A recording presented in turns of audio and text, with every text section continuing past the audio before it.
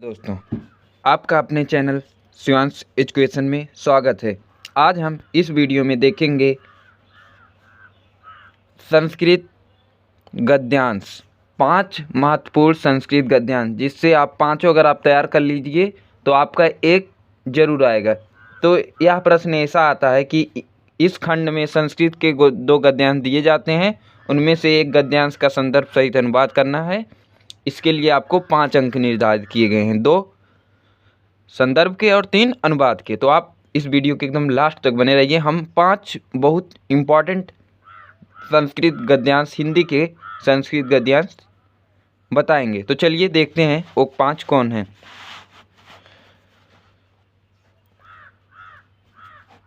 तो पहला हमारा गद्यांश है, एषः नगरी भारतीय संस्कृत भाषा च केंद्रम स्थलम अस्ति इति योम संस्कृतवाङ्मयस्य संस्कृतेश्च अलोका सर्वे प्रशंसा युराजा दारसिकोया अत्र अगत्र भारतदर्शने शास्त्राण अध्ययनम अकरोत् सः तेषाम् ज्ञानेन तथा प्रभाविता अभवत् यत्र तेन उपनिषदम् अनुवादं फारसी भाषायां कराती है। तो ये देखिए कितना बार आया था, बहुत इम्पोर्टेंट। 2014 में आया, 16 में आया, 18 में आया, 19 में आया, 20 में आया, 22 में आया, हो सकता है 24 में भी आ सके। तो इसे आप 3 स्टार देकर इसे वेरी वेरी इम्पॉर्टेंट गद्यांश मानिए संस्कृत का। तो देखिए कैसे 2 ही लिखना है, एक आपको संदर्भ, दूसरा अनुवाद। तो देखते हैं। संदर्भ इसका हो जाएगा, प्रस्तुत अवतरण हमारी पाठ्य पुस्तक हिंदी के संस्कृत खंड के अंतर्गत वाराणसी नामक पाठ से अवतरित है। इसमें वाराणसी के महत्व को वर्णन किए गए। बस ये आपका संदर्भ हो गया, केवल 2 नंबर का संदर्भ। इतना लिखेंगे तो आपका 2 नंबर हो जाएगा। इसके बाद हमारा हिंदी अनुवाद होगा। तो हिंदी अनुवाद देखिए, यह नगरी भारत संस्कृत और संस्कृत भाषा का केंद्र स्थल है। यहाँ से संस्कृत साहित्य और संस्कृत का प्रकाश सब जगह फैला था। मुगल युवराज दारा सिकोया ने यहाँ आकर भारतीय दर्शन शास्त्र का अध्ययन किया था। वह उनके ज्ञान से ऐसा प्रभावित हुआ कि उसने उपनिषदों का अनुवाद फारसी भाषा में कराया। तो दूसरा हमारा इम्पोर्टेंट है, ये भी वाराणसी चैप्टर से है।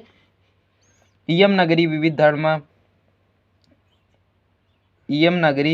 धर्माण संग्रम स्थली महात्मा बुद्ध तीर्थंकरा पार्श्वनाथ शंकराचार्य कबीरा गोस्वामी तुलसीदास अन्य चा बावा महात्मान अत्र अगत्र स्वयं विचारम प्रसारयन् न केवलम दर्शन साहित्य धर्मे अपितु कला क्षेत्रम भी। यह नगरी विविधनाम कलानाम शिल्पकलानां च कृत लोक विश्व प्रसिद्ध है। मतलब यह न केवल संस्कृत मतलब जो नहीं है कला के क्षेत्र में, बल्कि शिल्पकला के क्षेत्र में भी लोग प्रसिद्ध है। अत्र कौशे साटिका देश सर्वित स्मृत, मतलब यहाँ की साड़ियाँ देश विदेश में पसंद की जाती हैं। तो नेक्स्ट देखते हैं इसका। तो हो जाएगा इसका संदर्भ देखिए, प्रस्तुत अवतरण हमारी पाठ्य पुस्तक हिंदी के संस्कृत खंड के अंतर्गत वाराणसी नामक पाठ से लिया गया है। इसमें वाराणसी के महत्व को वर्णन किया गया है। नेक्स्ट हमारा हिंदी अनुवाद। तो हिंदी अनुवाद में हो जाएगा, यह नगरी अनेक धर्मों के मिलने का स्थान है, मिलाने का स्थान है। महात्मा और देख तो महात्मा बुद्ध तीर्थकार पार्श्वनाथ शंकराचार्य कबीर गोस्वामी तुलसीदास तथा अन्य बहुत महात्माओं ने यहाँ आकर अपने विचारों को फैलाया। केवल दर्शन साहित्य और धर्म में ही नहीं बल्कि कला क्षेत्र में भी यह नगरी अनेक कलाओं और शिल्पकलाओं के लिए लोक में प्रसिद्ध है। यहाँ की बनी हुई रेशमी साड़ियाँ देश विदेश में सब जगह पसंद की जाती हैं। यहाँ की पत्थर की मूर्तियाँ प्रसिद्ध है। यहाँ अपने प्राचीन परंपराओं का भी पालन करती हैं। कवियों ने इसका वर्णन अपनी कविताओं में किया है। जहाँ मरना भी कल्याणकारी हो, जहाँ भस्म भी आभूषण हो, जहाँ कॉपी नाम मतलब साड़ियाँ भी रेशमी हो, उस काशी को किससे मापा जा सकता है। तो नेक्स्ट देखते हैं हम, ये हमारा दूसरा था। और तीसरा मोस्ट इम्पॉर्टेंट हमारा किससे है, भारतीय संस्कृत से। तो तीसरा है अस्माकं संस्कृत सदा गतशीला वर्धते मानव जीवनम संस्कृतम ऐसा यथा समय नवम विचारधारम स्वकृत्यम नवम शक्तिम च प्राप्नोति अत्र दूरग्रह हो जाएगा। दूरग्रह के बाद नास्ति यत्र युक्तियुक्तम कल्याणकारी च तत्र सहर्ष घृत्वं भवत् एतस्य गतिशीलस्य रहस्यं मानवजीवनस्य सोत्मूलस्य निहितं तत् सत्यस्य प्रतिष्ठा सर्वभूतेषु संभवनं विचारेषु आधार्यम् आचार्य दृढ़ता चेत। ये हमारा तीसरा महत्वपूर्ण संस्कृत गद्यांश का है। देखिए ये 14 में आया है, 16 में भी आया है, 17 में, 19 में, 21 में, 22 में, हो सकता है 24 में भी आ सकता है। तो आप जरूर तैयार करिए। यही जितना बताया गया 5 इतना मोस्ट इंपॉर्टेंट है। अगर आप इन्हीं को तैयार कर लीजिएगा, इसमें में से आपको 110% आएगा। तो आप इन्हीं 5 को तैयार कर लीजिए। संदर्भ, प्रस्तुत संस्कृत गद्यांश हमारी पाठ्य पुस्तक हिंदी के संस्कृत खंड में संकलित भारतीय संस्कृत नामक पाठ से और अवतरित है। इसमें भारतीय संस्कृत के आदर्शों का वर्णन किया गया है। तो हिंदी अनुवाद इसका देखते हैं। हिंदी अनुवाद हो जाएगा, हमारी संस्कृत सदा गतिशील है, मानव जीवन को संस्कारित करने के लिए यह समय समय पर नई नई विचारधाराओं को स्वीकार करती है और नई नई शक्तियाँ प्राप्त करती है। यहाँ हट नहीं है, जो उचित और कल्याणकारी है वह यहाँ हर्षपूर्वक स्वीकार होता है।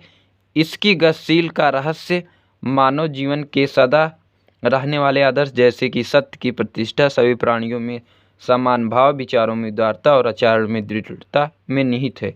ऐसा कर्म वो हो गया ना। अब ये चौथा वेरी वेरी इंपॉर्टेंट है।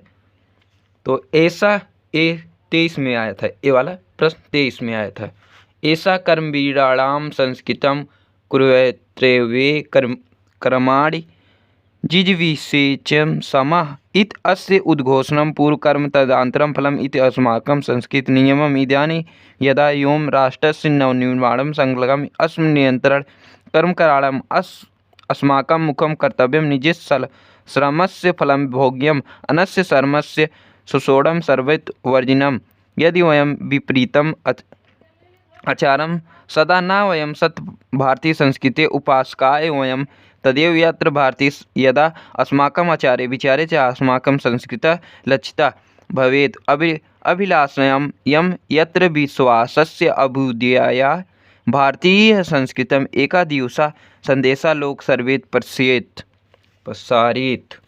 तो ये भी बहुत इंपॉर्टेंट क्वेश्चन है, वेरी वेरी इंपॉर्टेंट। ये 24, 14, 16 और 23 में भी आया था। तो इसका संदर्भ देखिए। संदर्भ हमारा हो जाएगा, प्रस्तुत संस्कृत गद्यांश हमारी पाठ्य पुस्तक हिंदी के संस्कृत खंड में संकलित भारतीय संस्कृत नामक पाठ से अवतरित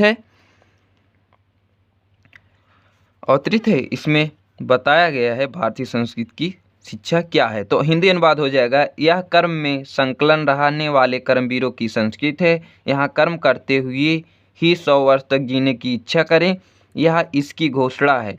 पहले कर्म बाद में फल, यह हमारी संस्कृत का नियम है। इससे समय जब हम लोग राष्ट्र के नवनिर्माण में लगे हुए हैं, निरंतर काम करने की हमारी प्रधान कर्तव्य है। अपने परिश्रम का फल भोगने योग्य है, दूसरे के श्रम का शोषण त्यागने योग्य है। यदि हम विपरीत आचरण करते हैं तो हमारी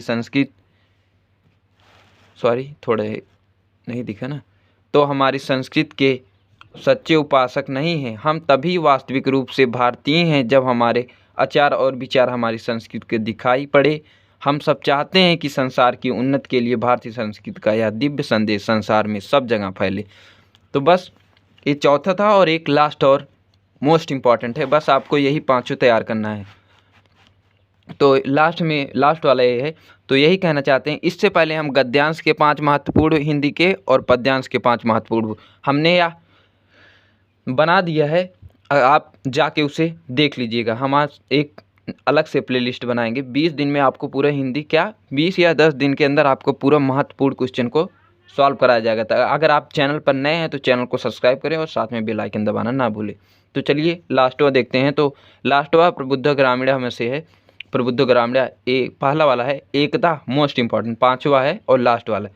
एकदा बहवः जना धूमयाने अरुहम नगरम प्रति अगच्छत् अस्म तेज कश्चित् ग्रामीण केचि नगरम अस्म मौने स्थिते तेषाम् एक नागरिक ग्रामीण उपासकम अकथयत् ग्रामीण यदि पूर्ववत् अशिक्षितम् अज्ञानं सन्ति न तेषां विकासं भवति न तेषां भवन्ति शक्नोति तस्य जलपानं श्रुतौ कोऽपि चतुर्ग्रामीण अवृत्तं भ्राद नागरिक भवम् एवं किञ्चित् भवेयुः यतो हि भवान् शिक्षितं बहुज्ञानं च अस्ति इदम् अक्रेण सह नागरिक सदा ग्रीवाम् उन्नयत् अकथयत् कथ्यास्म पर पूर्व समय विद्यावत् तस्य तं वर्तं श्रुत्वा सः चतुर्ग्रामीणः अकथयत् भो वयम् अशिक्षिता भवान् च शिक्षितं वयम् अल्पज्ञाः भवान् च बहुज्ञाः इत्येवं विज्ञानम् अस्माकं समय कर्तव्यं वयं परस्पर पहलिकं प्रच्छेम यदि भवानम् उत्तरं दत्तः समर्थं न भवति तर्हि भवानं 10 रूप्यकाणि ददास्यत् यदि वयम् उत्तरं ददातु समर्थं न भविष्यति तर्हि 10 रूप्यकाणम् अद्य 5 रूप्यकाणि दास्यम्। मतलब अगर मैं आपके प्रश्न का उत्तर ना दिए तो हम 10 के 5 देंगे, अगर आपने हमारे प्रश्न का उत्तर नहीं दिए तो हम 10 का 10 लेंगे। तो इसका संदर्भ हो जाएगा प्रस्तुत गद्यावतरण हमारी पाठ्य पुस्तक हिंदी के संस्कृत खंड के अंतर्गत संकलित पाठ प्रबुद्धो ग्रामीण से लिया गया है। इसमें ग्रामीण और नागरिक की वार्ता का वर्णन किया गया है। तो इसका हो जाएगा एक बार बहुत से मनुष्य रेलगाड़ी में चढ़कर नगर की ओर जा रहे थे। उनमें से कुछ ग्रामीण थे और कुछ नगरी थे। चुपचाप बैठे हुए उनमें से एक नागरिक ने ग्रामीणों को उपहास करते हुए कहा, गांव के लोग आज भी पहले की भांति ही अशिक्षित और अज्ञानी हैं। तो अगला देखते हैं। ना उनका तो हो जाएगा ना उनका विकास हुआ है और ना ही हो सकता है। उसके लिए इस प्रकार के वचन सुनकर किसी चतुर ग्रामीण ने कहा, भाई नागरिक आप ही कुछ बोलें क्योंकि आप शिक्षित और बहुत ज्ञानी हैं। यह सुनकर उस नागरिक ने घमंड के साथ गर्दन उठाकर कहा, कहूँगा किंतु पहले शर्त तय करनी होगी। उसने इस बात को सुनकर चतुर ग्रामीण ने कहा, हे भाई हम लोग अशिक्षित आप शिक्षित, हम थोड़े जानने वाले आप बहुत जानने वाले, यह सोचकर हमें शर्त तय करनी चाहिए। हम आपस में पहेलियाँ पूछेंगे। यदि आप उत्तर देने में समर्थ ना होंगे तो आप 10 रुपये देंगे और यदि हम उत्तर देने में समर्थ ना होंगे तो हम 10 रुपये के आधा 5 रुपये देंगे। बस इतना ही। ये पाँचों वेरी मोस्ट इम्पॉर्टेंट थे आपके लिए। तो आप इसी पाँचों से तैयार कर दिए। अगर नहीं आया तो हम एकदम नहीं आने का चांस ही नहीं। आपको इसी पाँचों में 110% एक ना एक क्वेश्चन जरूर फंसेगा। तो मिलते हैं नए वीडियो के साथ, तब तक के लिए जय हिंद।